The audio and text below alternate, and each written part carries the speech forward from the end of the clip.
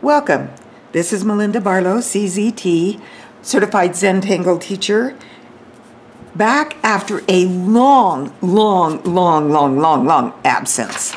I have to say that several times because it has been, I don't know, almost a year, and I feel bad because I know that my followers are dedicated and love to draw, and so I'm sorry. But I'm back, and I hope to be able to do at least one video a week and maybe more. We'll see. So I'm not going to commit to Tuesday, Thursday, and Saturday videos, but I will commit to one video a week. So let's see how it goes. So we're going to do Zerfiki. And the step outs are from Leah Light, and she did this in 2018, a long time ago, but I just came across it lately, and let me zoom out, and I kind of liked it on a bookmark, and I do it just a little bit different because that's how I am. So we're going to start out with an orb. A piece-shaped size orb will come in so you can see. And then I'm going to make an S curve and do another orb. And then I'm just going to come back and make this an outline of as curves. I have a very hard time going on the inside. I have to be very, very careful. And now I'm going to go on the outside again. Oh, I forgot to draw my string. And I like it to be a little curvy. So if I draw a string, then I don't have to worry about it. And again, we're going to go outside. And if I'm careful, I can go on the inside and then outside and inside. This one, I did probably a little bit too many. Then draw down, make your circle, then come back, outside, inside, outside, inside. Then another one. And we're just going to do this right down the bookmark, and you can see I am following that string I drew. And I just have to be very careful. I'm a little shaky. It's not from getting older. I think it's from physical therapy I had this morning, or drugs I take. I had a total knee replacement, and in June, and that is a learning experience. One more will fit here. And I like to connect them one at a time. If you go online and you find the step outs, I will see if I can't put a link to the step outs in this video. I haven't done that before, but I should put a link in. So there we have our first and fourth step. Now we're going to make, and I didn't leave much room on this one, I'm going to do what one of my students called, and one of my good friends called, showgirl. And so I am going to just come up here and make a flux type petal or drawing, And I am going to just work that all the way around in this space. I think this just really makes a difference. And I like to rotate my tile, in this case it's a bookmark, so that I can do them on either side. So rotate, and then I know I'm right here at a space.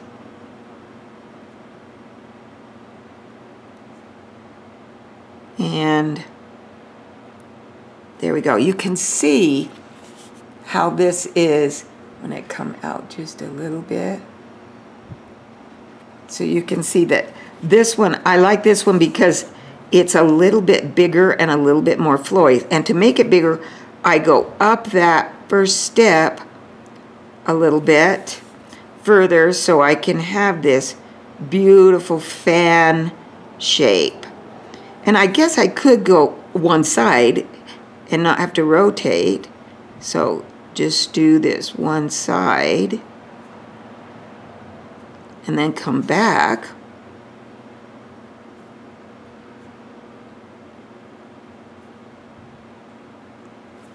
And you want to kind of give it that petal flux shape, you know, where you, and I have one more right here.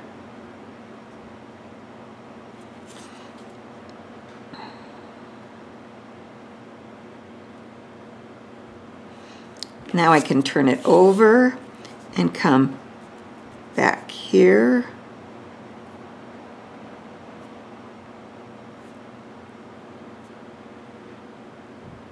And you know, a tangle's never finished until you have done some shading.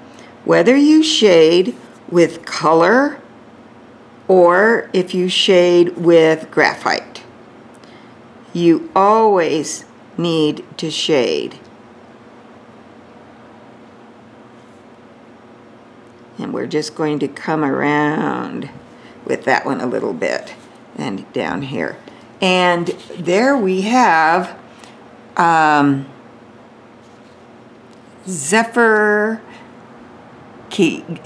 Z-E-R-F-I-K-I.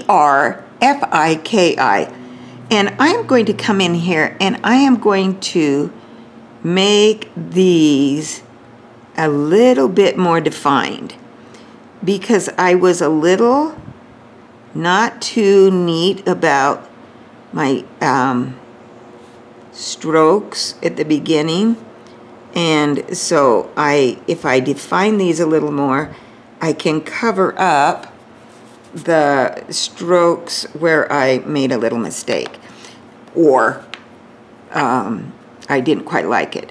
So we're going to come in here and I'm going to put a little graphite down and I'm going to put it on the ends of these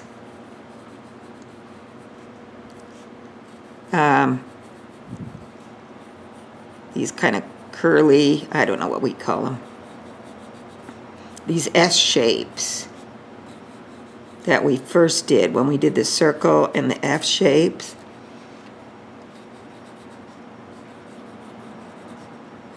S shapes, I think I said F shape. Okay, now I'm just going to take a shading stump, and I have some shading stumps that have some color on them. We'll see if it blends off or not. It might, but I'm okay with it. And then I'm just going to shade this. And I like drama in my tangle, and I don't see drama here. It's so plain to me. And so I think in order to get drama, I am going to have to color these circles in because I'm just not pleased with the no drama. And what makes a tangle really fun is when you have that black, white, and you have that in-between color or the light. So dark, medium, and light colors.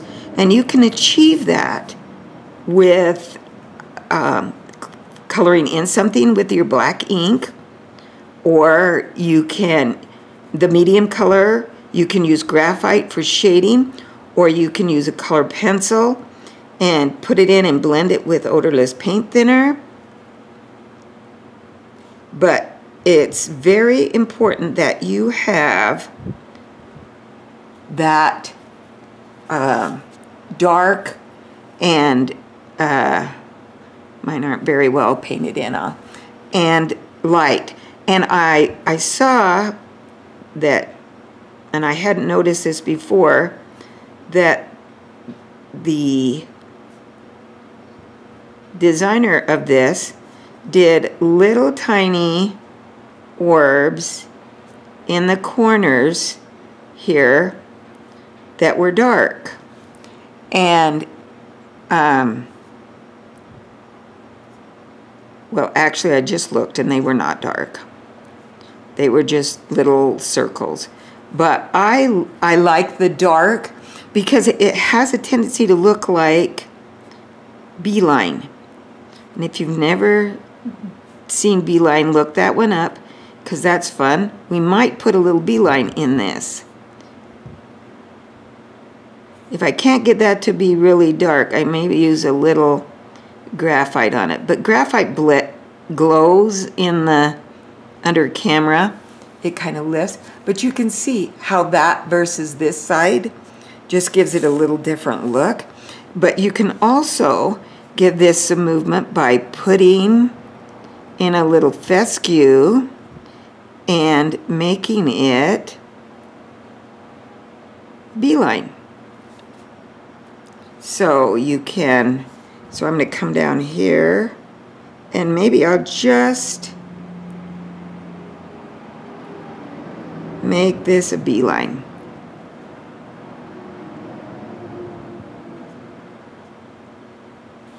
And you can see how much fun you can have with this Tangle. And I think that it needs just a tiny bit of color. And I'm going to put a little red right in this showgirl part.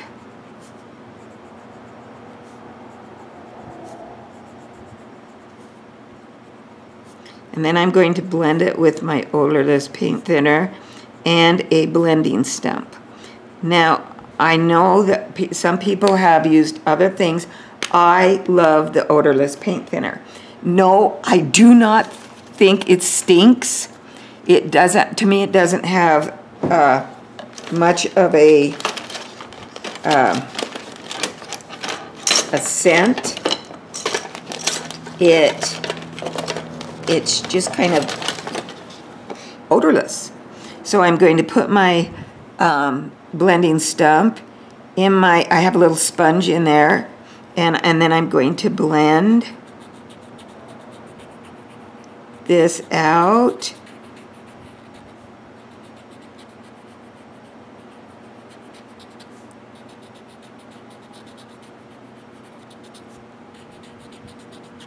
So that it blends out, and you want it to be very, you know, very light on the ends.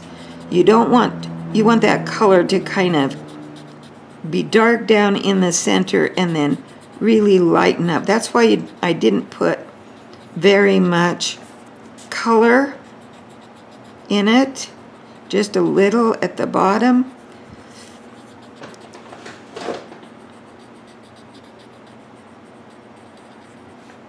Oh, I didn't make that one. Sometimes, so you can see, I'm just going to put a little bit of color. And I'm using a Rembrandt, Polycolor Rembrandt. And I have a lot of different color pencils, and they all work the same. Even if you buy a box of pencils from Walmart, you're going to get, it's going to do this. The color might not be as vibrant, but it is going to do that. And sometimes I will just take my pencil and I'm going to put color around this edge with my pencil, and just lay my pencil on its side and go all the way around my bookmark, and then take my odorless paint thinner, and I am going to just blend this so I've got a little color border, and I blend it right up to the edge and then out a little bit. And once I started doing this, I got hooked on it for my bookmarks. I just loved how it looked and how I could get, if you can almost blend that line so that you don't see it. And that's really what you want to do. You want to blend this line so it just blends up in to your bookmark and you don't really see a line. But there we have our Tangle. I hope you enjoyed this, and I'm glad I'm back. So my motto is that you tangle every day. Your brain will feel good, your body will feel good.